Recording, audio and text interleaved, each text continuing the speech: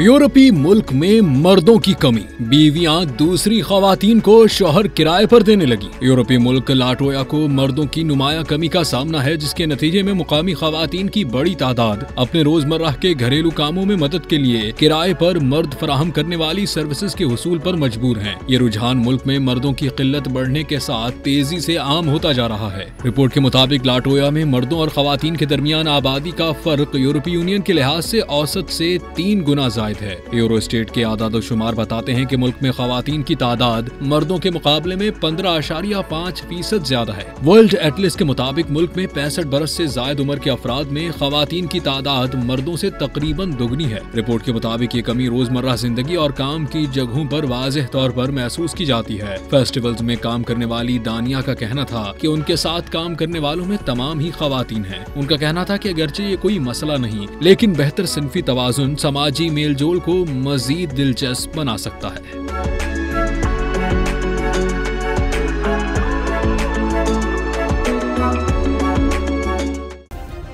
Subscribe करें और bell दबाएं ताकि कोई खबर रह न जाए।